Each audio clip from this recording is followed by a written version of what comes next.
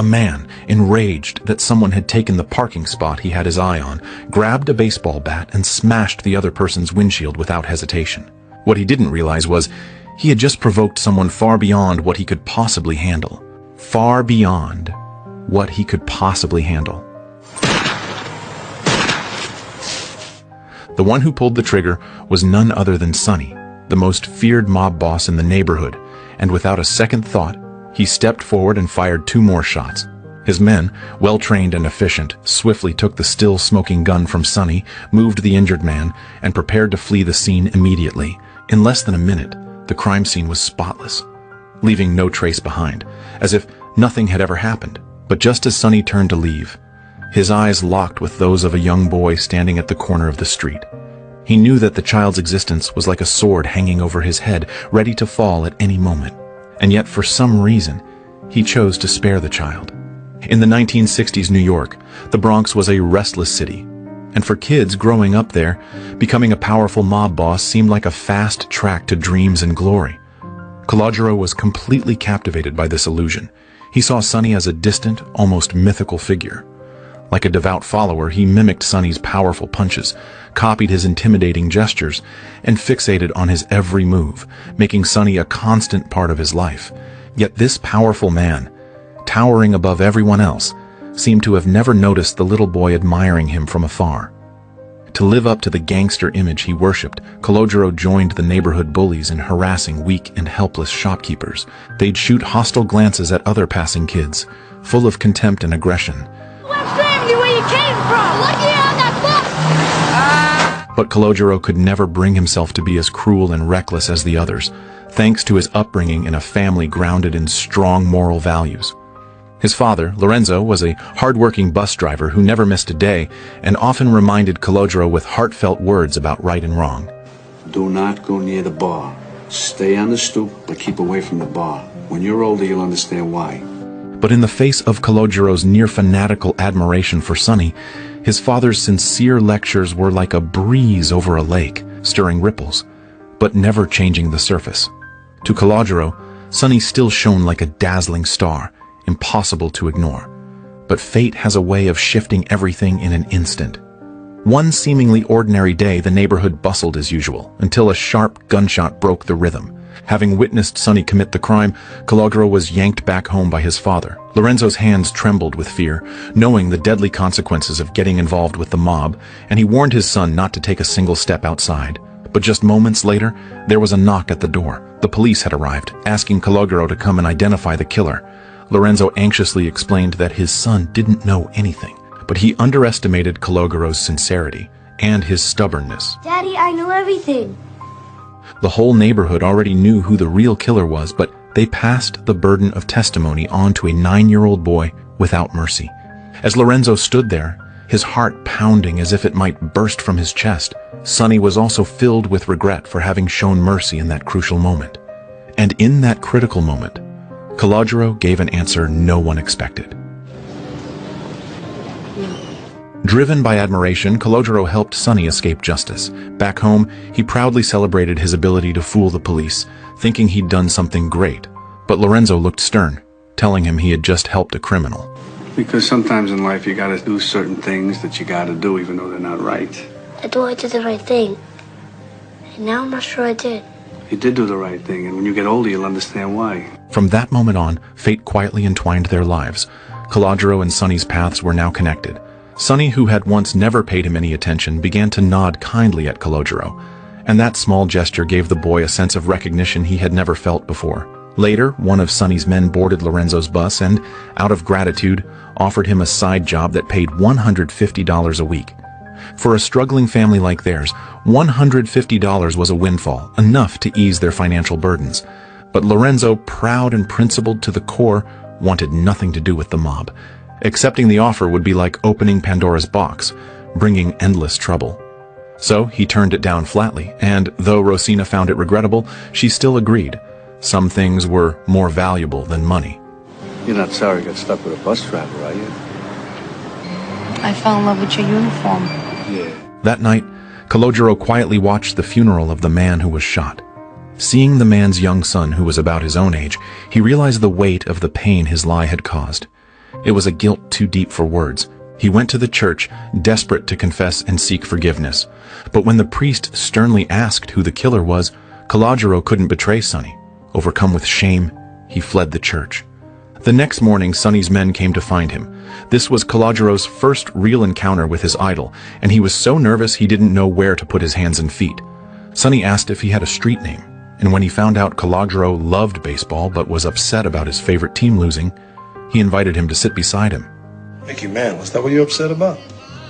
Mickey Mantle makes $100,000 a year. How much does your father make? I don't know. You don't know? Well, see if your father can't pay the rent. Go with Mickey Mantle and see what he tells you. Mickey Mantle don't care about you, so why should you care about him? Nobody cares. When Calogero finally asked if the man had really been killed just over a parking space, Sonny smiled knowingly. His answer echoed Lorenzo's. "You'll understand when you're older." From then on, Calogero seemed to grow up overnight. He began to rethink his life and values. He tore up all his baseball cards, no longer chasing empty fame. After school, he would sneak into Sonny's bar, where everyone treated him kindly under Sonny's protection. At just 9 years old, he started earning money by serving drinks, beginning his own journey into manhood. One time, Sonny was on a losing streak at the table and completely down in the dumps when a sudden idea struck him. He called Calogero over to roll the dice for him. To everyone's surprise, it was like luck itself had taken Calogero's side. He kept winning, one round after another, for more than a dozen games. From that day on, Sonny treated him as his lucky charm, handing him $200 in cash and telling him to hurry home and do his homework. Not only that, Sonny even gave him a street name. From now on, your name is C.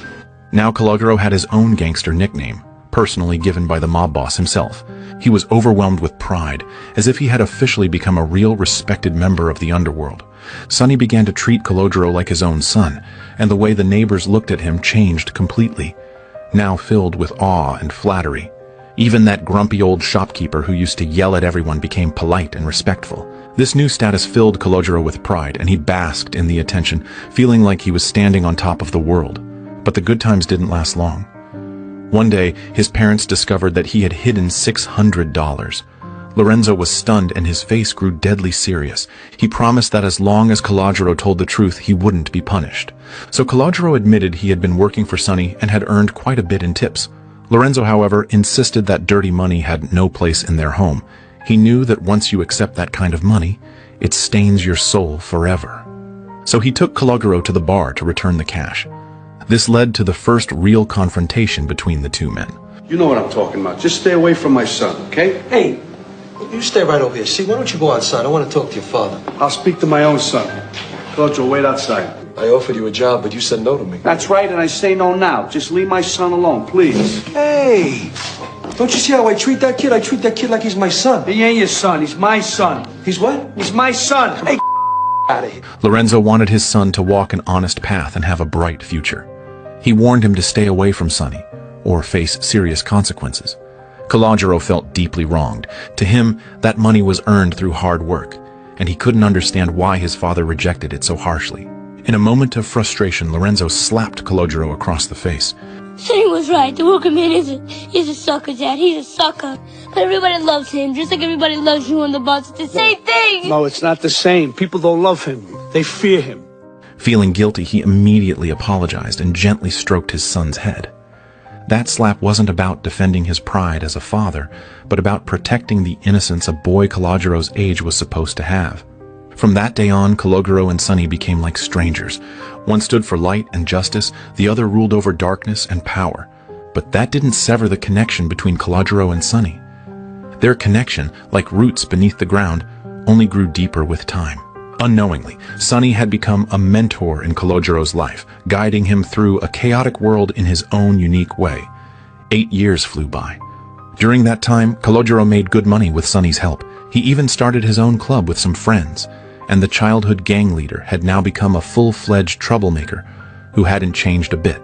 Calogero, on the other hand, often played the role of the peacemaker, trying to steer those around him in a better direction. Lorenzo was still the same hard-working bus driver, up early and home late, and despite life's difficulties, the father and son kept a good relationship. That day, just like always, Calogero sat behind his father, keeping him company on his final round of the day. But fate had other plans. Across from him sat a girl who took his breath away. She was tall and graceful, stunningly beautiful, and carried herself with natural elegance and confidence. Her presence lit up Kalojiro's world in an instant. Unfortunately, they were from different worlds, and their encounter was bound to be full of obstacles and hardship. At the same time, one of Kalojiro's friends owed him $20. Every time he came to collect, the guy dodged him like a rat avoiding a cat. This time, when the guy tried to run again, Kalojiro lost his temper and was about to rough him up. Just then, Sonny called him back. He warned that if Kalojiro threw a punch, he'd be no different from a thug. Violence wasn't always the answer. On the contrary, Sonny thought it was a bargain. $20 was all it took to see someone's true colors. Sonny himself had once been just as hot-headed. It landed him in prison for 10 years. Nobody cares. Worry about yourself, your family, the people that are important. He knew some prices weren't worth paying. After years of ruling the neighborhood, Sonny was both loved and feared, more often the latter. This made Kalojiro wonder, which is more important, to be loved or to be feared? It's nice to be both, but it's very difficult. But if I had my choice, I would rather be feared. As Lorenzo once said, people didn't truly respect Sonny. They were simply afraid of him. That was Sonny's life. To never show weakness, he had chosen to remain unmarried and childless. In many ways, Kalojiro was the closest person he had. Gradually, Kalojiro's anger cooled, and he began to reflect on his actions and on the rules of the world around him. Just then, a loud commotion erupted outside. A biker gang had arrived, revving their engines and disrupting the peace with deafening noise. They interrupted Kalojiro and Sonny's conversation and even ruined their lunch. Sonny followed them to a bar where the owner refused to serve them because of their appearance. Money ain't green. We just want a couple of beers. A few beers, that's it. That's it, we'll be on our way. We ain't looking for trouble. But Sonny, thinking they were still polite, told the owner to serve them anyway. After a few drinks, the bikers showed their true colors. Sonny tried to reason with them and asked them to leave, but they didn't take it well. I'll tell you when to leave, all right? Get the Without hesitation, Sonny locked the doors and led his men in a brutal attack, beating the gang mercilessly. Kalojiro had thought that after years by Sonny's side, he wouldn't be fazed.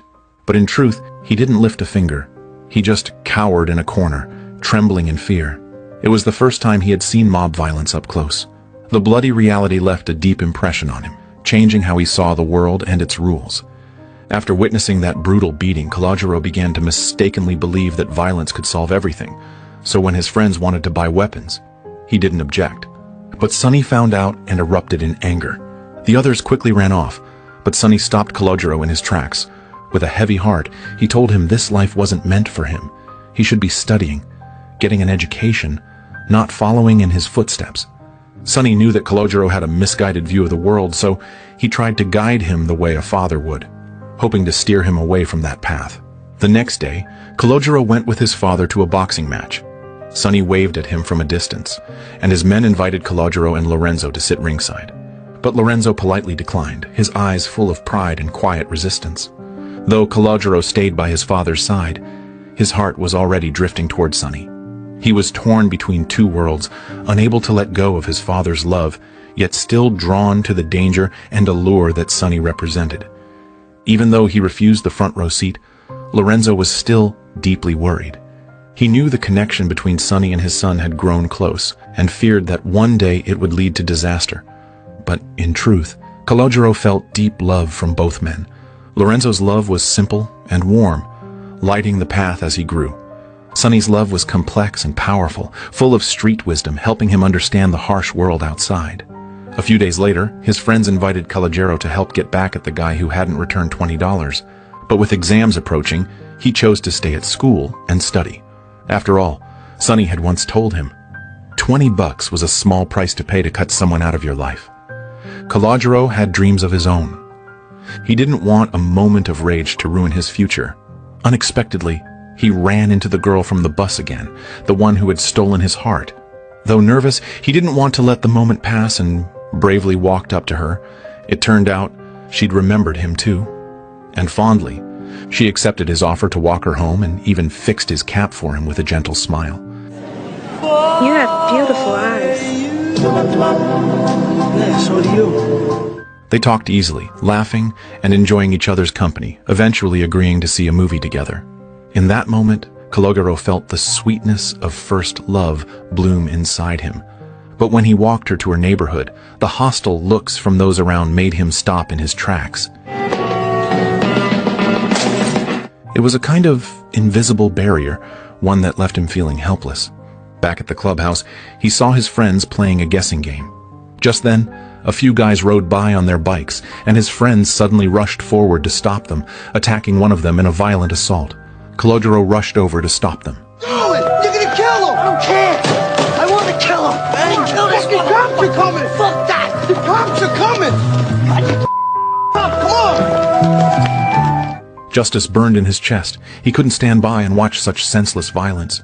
He ended up saving the man's life, but in doing so, he got himself into even more trouble. The next day, Sonny heard about the fight and warned Calogero again to stay away from those guys. Calogero blamed the whole thing on their prejudice. He admitted that he had fallen for a girl, but he wasn't sure if he should keep seeing her, because he knew there was a huge difference between them. Sonny's advice was surprisingly heartfelt. He said a man gets only 3 chances in life to meet a truly good woman. A great woman is like a champion boxer, once in a lifetime. Maybe, he said, this girl was one of Calogero's 3. To help him make a good impression, Sonny even lent him his car. It's all right, I'm gonna lend you my car. I want you to make a good impression. He also gave Calogero one of life's simplest but sharpest lessons, how to test if a girl is selfish. On the day of the date, he should park the car not far from the meeting spot, walk the girl to the passenger side and open the door for her, then go around to the driver's side to see if she'll unlock it for him. If she reached over to unlock the driver's side, she was thoughtful and worth keeping. If she didn't, he should walk away, because small things reveal big truths. The next day, Calogero showed up for the date, excited, and parked the car near the meeting spot, just like Sonny had taught him. But before he even had a chance to test her, Jane stormed up and demanded to know if he had been involved in the recent beating. It turned out her brother was the man who'd been beaten. Calogero quickly tried to explain that he had actually helped stop the fight. But Jane's brother insisted it was Calogero who threw the punches. Anger got the better of him. He snapped and blurted out a cruel insult without thinking. The words cut through Jane like a knife, and the fragile spark between them shattered instantly. Filled with regret, Calogero realized he'd let his anger destroy something precious. Back home, Sonny asked how the date went, but Calogero was too upset to answer. Upstairs, Lorenzo watched quietly from his window. He'd always feared that Sonny would one day hurt his son, and once again tried to warn Calogero to stay away from him.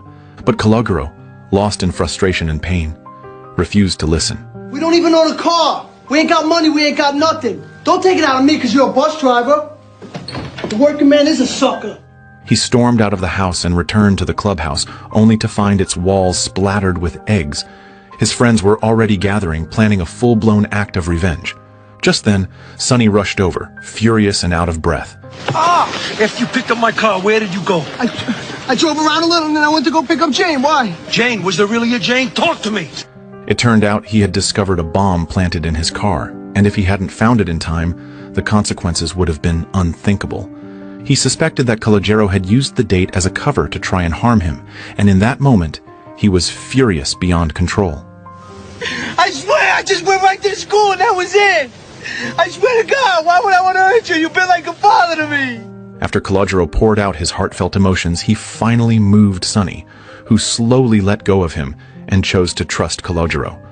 All of a sudden, everything terrible seemed to fall on him. Misunderstood by both his girlfriend and Sonny, the pain of not being trusted felt even worse than death. He wandered the streets, lost and broken, until his friends called him into their car. They still refused to give up, armed with Molotov cocktails and a handgun, determined to take revenge.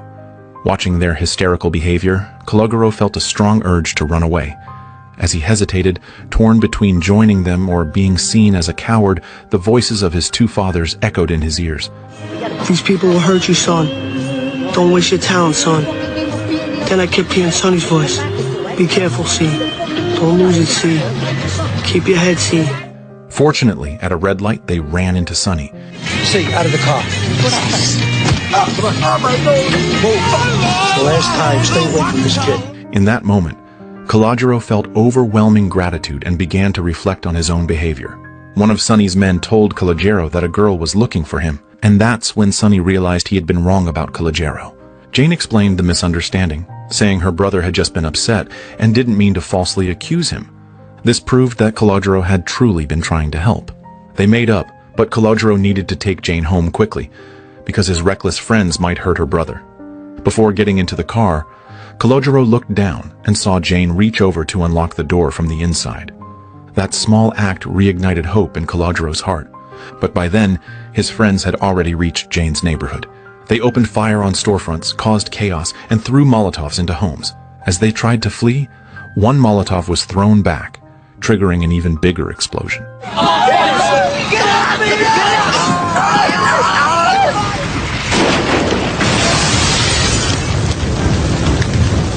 When Calogero arrived, the scene stopped him cold.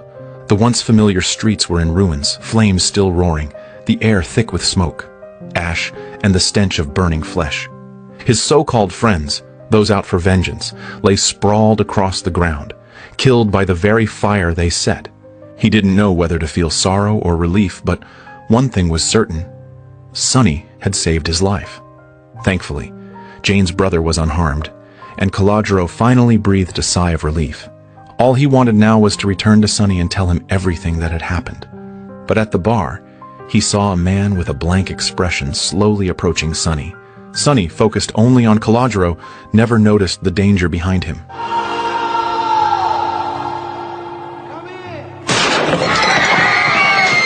In a flash, a gunshot rang out, and Sonny collapsed in a pool of blood. The shooter was the son of the man Sonny had gunned down 8 years ago during the parking lot incident.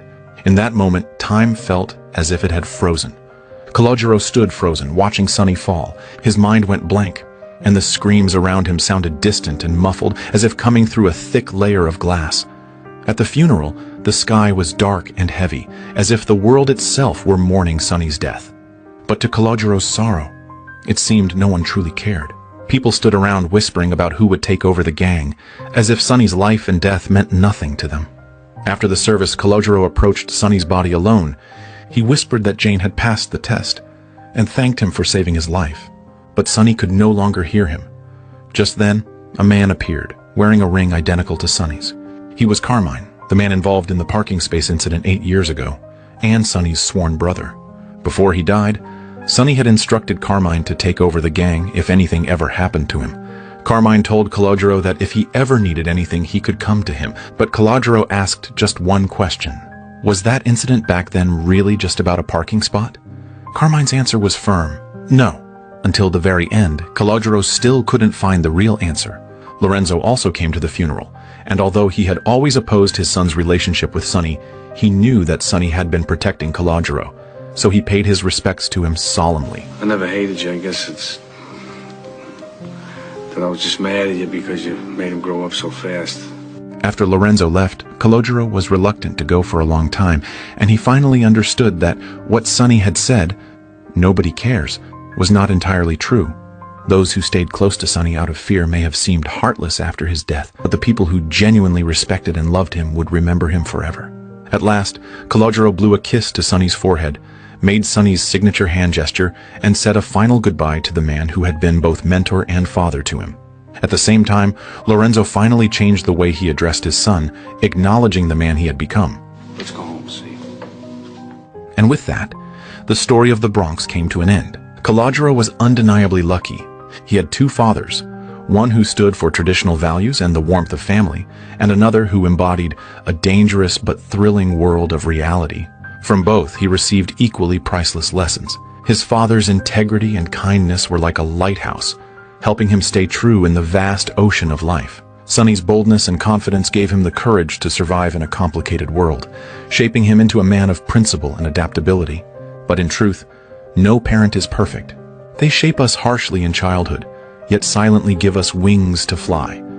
I used to hate my father's ordinariness, forgetting that he was once a boy full of dreams. I resented my mother's shrewdness and pragmatism, not realizing that she was once a girl who dreamed of the future. We're just standing on our parents' shoulders, seeing a world they never could. When we spend the money they worked so hard to earn, learn the things they never had the chance to understand, travel to places they never reached, and live lives they never got to experience. We still despise them for their clumsiness or insignificance. Their world is small, small enough to only hold us. Ours is so vast, we often forget to hold them back. They often forget we've grown, just as we forget they're growing old. But the greatest tragedy of all is that he never wanted me to become like him. And now that I'm a father, I realize I'm not even as good as he was.